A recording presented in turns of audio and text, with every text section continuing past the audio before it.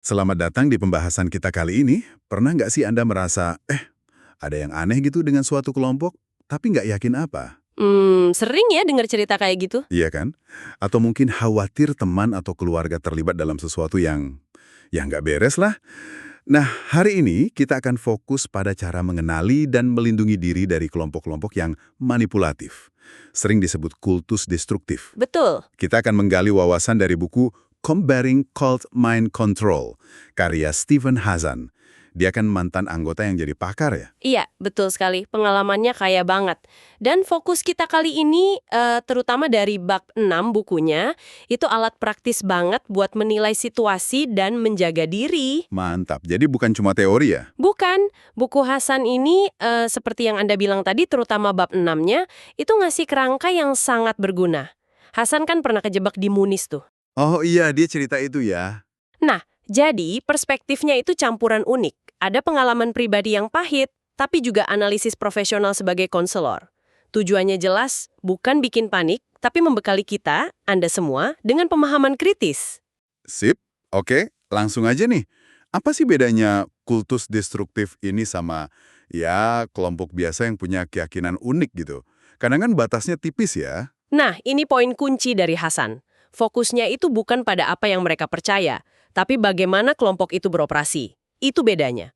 Oh, jadi metodenya ya? Iya, metodenya. Kultus destruktif itu, menurut dia, adalah kelompok yang pakai penipuan, manipulasi, dan teknik pengendalian pikiran secara sistematis. Ada sistemnya. Sistematis ya? Tujuannya apa tuh?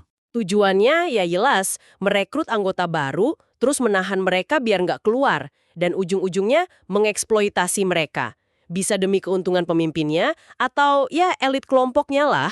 Jadi metode manipulasinya itu yang jadi sorotan utama. Pengendalian pikiran. Nah, ini nih. Itu beda ya sama cuci otak yang sering kita dengar di film-film, yang kayak dipaksa gitu. Beda banget. Cuci otak atau brainwashing itu biasanya lebih kasar, lebih koersif, ada paksaan fisik atau tekanan yang jelas. Korbannya juga biasanya tahu siapa musuhnya, kayak tawanan perang gitulah. Oke. Nah, kalau pengendalian pikiran atau mind control yang dibahas Hasan, ini tuh jauh lebih halus, canggih malah. Lebih licik berarti. Bisa dibilang gitu.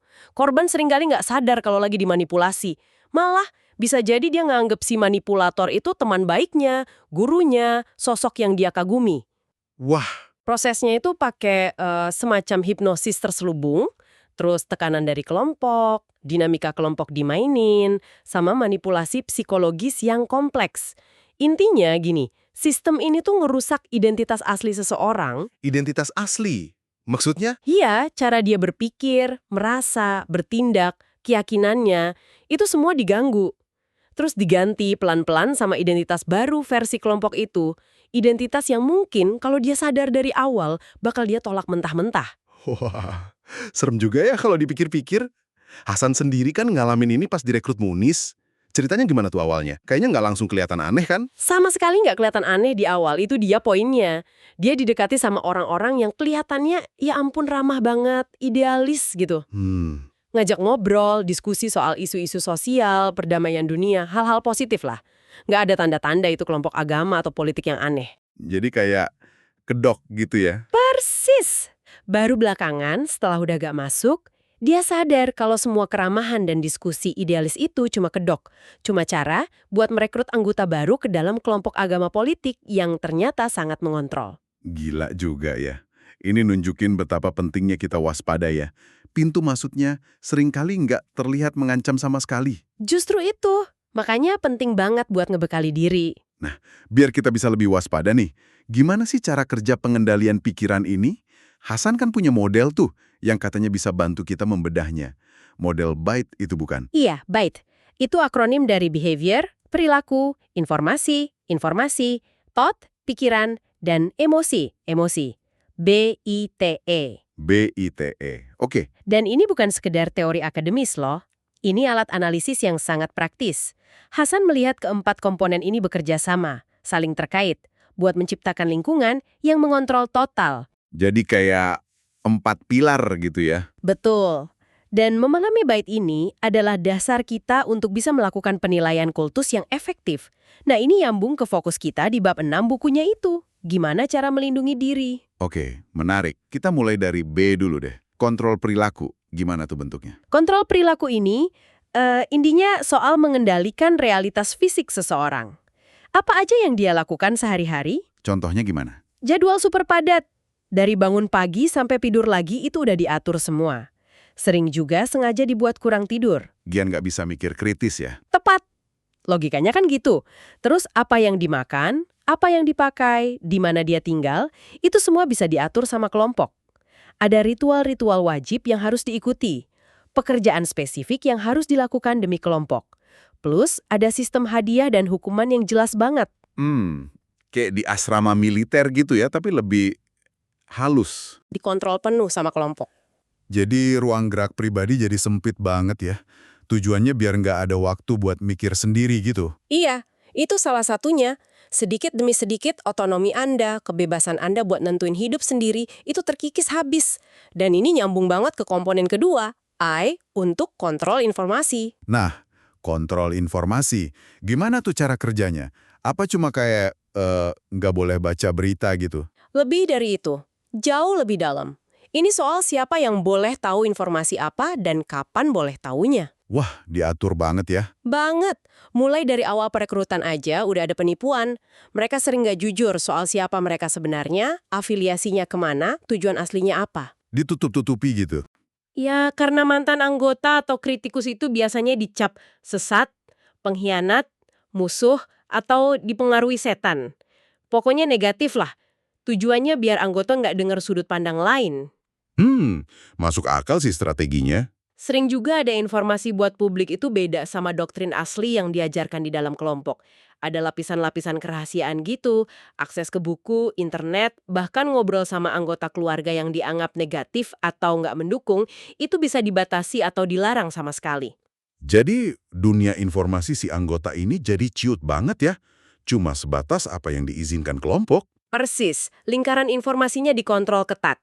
Kebayang sih, kalau input informasinya dikontrol seketat itu, cara berpikirnya juga pasti terpengaruh banget. Ini kita masuk ke intetayah, kontrol pikiran. Betul sekali. Ini bisa dibilang jantungnya pengendalian pikiran. Tujuannya jelas, menanamkan cara pandang kelompok sebagai satu-satunya kebenaran. Nggak ada alternatif. Gimana caranya nanamin itu? Ada beberapa cara utama. Pertama, doktrin yang hitam putih. Pokoknya, kita yang benar, kita yang suci.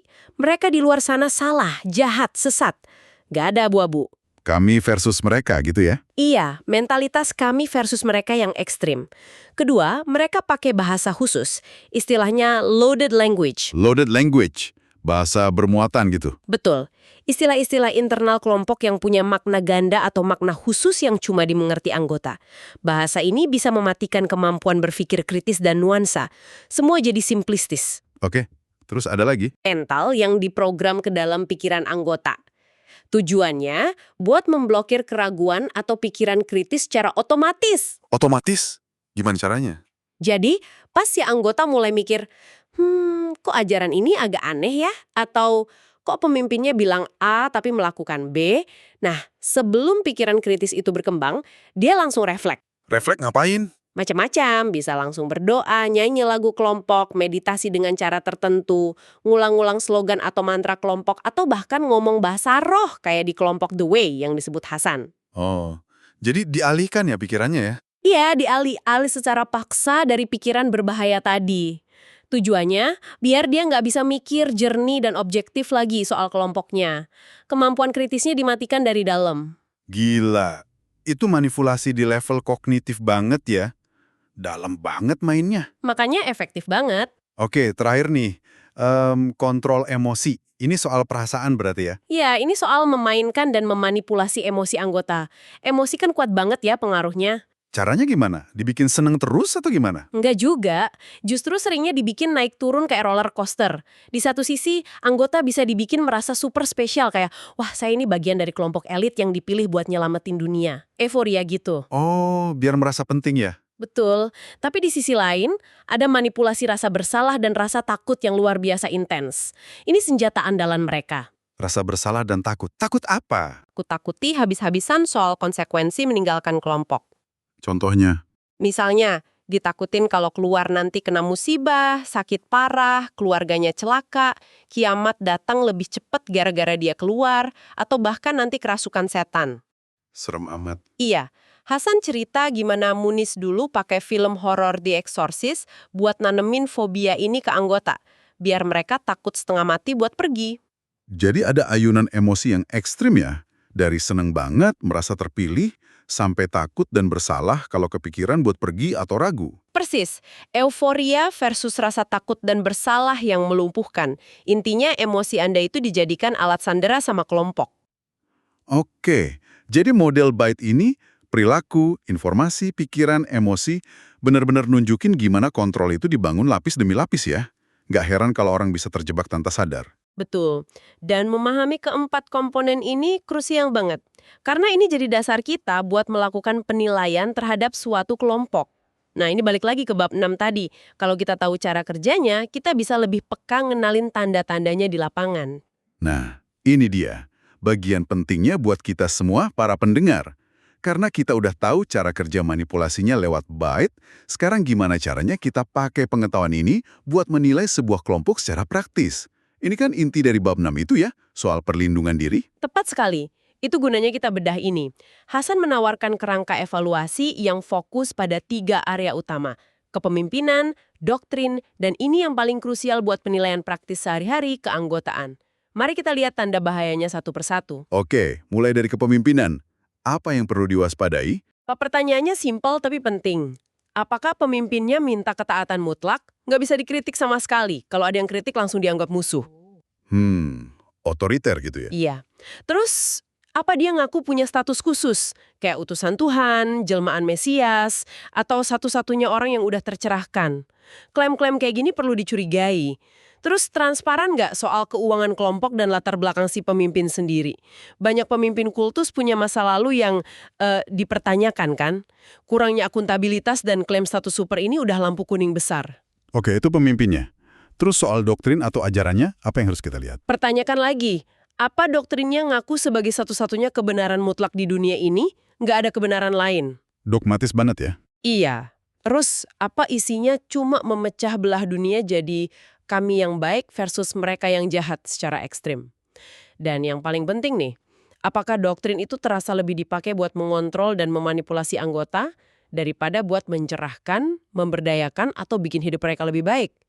Doktrin yang sehat itu harusnya mendorong pertumbuhan pribadi, bukan kepatuhan buta. Oke, pemimpin dan doktrin itu penting. Tapi Anda bilang tadi, yang paling kelihatan dampaknya itu di level keanggotaan ya. Gimana cara menilainya? Ini yang paling praktis buat kita amati kan? Betul. Ini fokus utama kalau kita mau menilai dari luar atau kalau kita lagi didekati. Lihat proses perekrutannya dulu. Ada unsur bohong nggak di awal? Bohong gimana maksudnya? Misalnya, pakai love bombing nggak? Tiba-tiba dihujani perhatian, pujian, kasih sayang yang berlebihan, dan kayaknya nggak tulus di awal kenalan. Oh, biar kita ngerasa nyaman dan diterima gitu ya? Iya, biar lengah. Terus, nama asli kelompoknya atau tujuan sebenarnya disembunyiin nggak? Ada tekanan buat cepat-cepat ikut kegiatan atau buat komitmen gabung? Dan satu lagi, apa mereka sengaja nyari orang yang lagi lapuh? Misalnya lagi stres berat, baru putus cinta, lagi berduka, lagi transisi hidup. Wah, memanfaatkan kondisi orang ya? Iya. Kelompok yang sehat dan jujur itu biasanya terbuka dari awal soal siapa mereka dan apa tujuannya. Nggak pakai main belakang. Oke, itu pas rekrutmen. Kalau misalnya udah ada yang terlanjur masuk nih, teman atau keluarga kita, apa yang perlu diwaspadai dalam pemeliharaan anggota? Nah, ini krusial banget buat diamati dari luar. Perhatikan, ada nggak perubahan kepribadian yang drastis dan cepat banget pada anggota baru itu? Contohnya? Misalnya yang tadinya orangnya cuek atau liberal, tiba-tiba jadi super fanatik dan konservatif. Atau yang tadinya dekat banget sama keluarga, tiba-tiba jadi menjauh bahkan musuhin keluarga sendiri. Perubahan drastis kayak gini itu tanda bahaya. Selain perubahan kepribadian, Perhatikan juga soal isolasi. Apa dia mulai dilarang atau menjauh dari teman-teman lama, keluarga, atau sumber informasi dari luar kelompok? Terus kontrol ketat soal waktu, tidur, makanannya gimana? Dan yang nggak kalah penting, ada nggak unsur eksploitasi? eksploitasi, Kayak gimana? Disuruh kerja rodi buat kelompok tanpa bayaran yang layak. Atau disuruh serahin semua harta, tabungan, asetnya ke kelompok. Ini tanda-tanda jelas kalau anggota itu udah kehilangan dirinya dan dimanfaatkan habis-habisan. Jadi, perubahan drastis, isolasi, sama eksploitasi, itu kayaknya red flag paling jelas ya buat orang di luar. Iya, itu yang paling dasar mata biasanya. Terus ada satu lagi tes pamungkas nih, soal kebebasan untuk pergi. Nah, ini penting maksudnya. Pertanyakan ini, boleh nggak sih orang keluar dari kelompok ini dengan alasan yang wajar, tanpa konsekuensi aneh-aneh? Atau kalau ada yang mau keluar, dia malah dianggap dosa besar, pengkhianat, bahkan gila? Dikasih label buruk gitu ya? Betul. Ada ancaman nggak? Entah itu ancaman tersirat atau terang-terangan buat orang yang mau keluar atau yang udah keluar. Sumber Hasan kan nyebutin ada kasus-kasus intimidasi, teror, bahkan sampai kekerasan fisik pada mantan anggota di beberapa kelompok. Kelompok yang sehat itu pasti menghormati hak setiap orang untuk pergi kapan saja, tanpa diancam atau ditakut-takuti. Jadi, dengan kerangka bait tadi, terus ditambah kriteria evaluasi soal pemimpin, doktrin, dan terutama keanggotaan ini, kita jadi punya semacam checklist mental gitu ya buat menilai suatu kelompok. Betul sekali, ini bukan soal menghakimi keyakinan agamanya atau ideologinya loh ya, tapi melihat pola perilaku dan metode yang dipakai kelompok itu. Apakah ada unsur penipuan, kontrol yang berlebihan, eksploitasi, dan pengekangan terhadap kebebasan berpikir serta bertindak anggotanya. Itu intinya. Oke, ini sangat praktis, bermanfaat banget. Sekarang ke langkah berikutnya nih. Kalau kita, para pendengar, atau orang yang kita kenal, kayaknya berhadapan sama situasi ini, apa yang bisa dilakukan? Gimana cara melindungi diri atau membantu orang lain berdasarkan saran Hasan di bab 6 itu? Nah, ini bagian aksinya ya. Ada beberapa strategi kunci yang disarankan Hasan. Pertama, kalau Anda sendiri yang merasa terjebak atau mulai ragu dengan kelompok Anda saat ini. Gimana tuh? Saran pertama, berani cari tahu. Jangan takut baca buku ini atau sumber kredibel lainnya secara objektif. Coba deh catat plus minus kelompok Anda sendiri. Lakukan riset independen. Kedua, kalau memungkinkan, coba ambil jarak sejenak. Bisa fisik, bisa mental. Kasih ruang buat diri Anda mikir lebih jernih di luar pengaruh kelompok. Kelompok yang baik dan benar itu nggak akan takut diuji kok. Masuk akal. Ada lagi? Ada. Pegang prinsip ini. Kebenaran itu lebih kuat dari kebohongan, cinta sejati itu lebih kuat dari rasa takut, organisasi spiritual atau sosial yang sejati itu nggak akan pakai tipu-tipu atau merampas kehendak bebas Anda.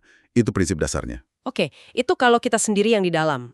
Gimana kalau yang kita khawatirkan itu anggota keluarga atau teman? Ini seringkali lebih sulit dan sensitif kan? Betul, ini biasanya lebih rumit. Saran utama dari Hasan, jangan panik. Jangan langsung histeris atau konfrontasi frontal. Kenapa jangan? Bukannya harus segera diselamatkan? Kalau kita langsung nyerang atau ngasih ultimatum, itu malah bikin mereka makin defensif, makin nutup diri, dan makin yakin kalau kita ini musuh yang nggak ngerti. Jadi kontraproduktif. Oh gitu ya. Terus gimana dong? Langkah pertama yang paling penting, edukasi diri Anda dulu dan orang lain yang sama-sama peduli, misalnya anggota keluarga lain. Pahami Baiteinu tadi, pahami kriteria evaluasi kelompok. Makin paham kita, makin tenang dan strategis kita bisa bertindak. Jadi kita yang harus belajar dulu ya? Iya. Kedua, jangan buru-buru bilang ke anggota itu kalau Anda lagi menyelidiki kelompoknya. Itu bisa bikin dia makin gak percaya sama Anda. Coba dekati dengan sikap peduli tapi juga penasaran. Tunjukkan minat pada pengalaman dia, bukan langsung menghakimi kelompoknya. Jaga komunikasi tetap terbuka sebisa mungkin. Itu kuncinya. Sabar, berarti ya kuncian. Sabar dan strategis. Ketiga, bangun jaringan dukungan.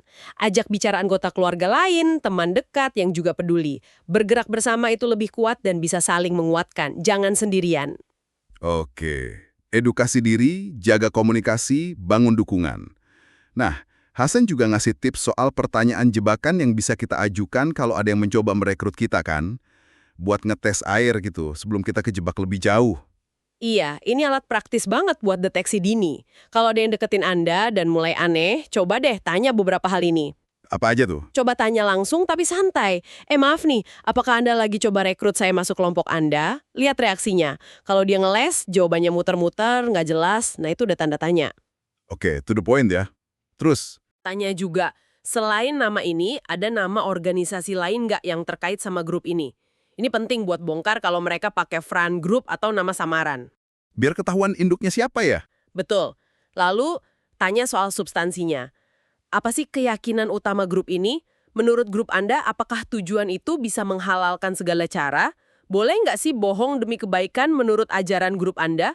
Kelompok manipulatif biasanya nggak nyaman atau nggak akan jawab jujur soal pertanyaan kayak gini. Ini pertanyaan kritis banget ya.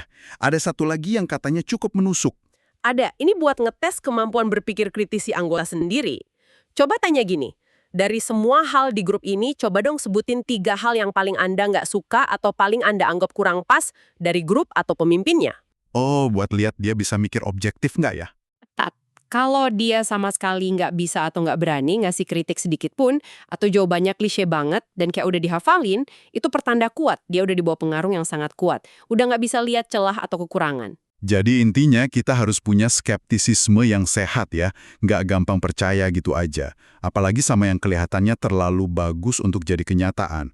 Dan jangan merasa, saya mah pinter nggak mungkin kena. Tepat sekali. Itu jebakan paling bahaya, merasa kebal.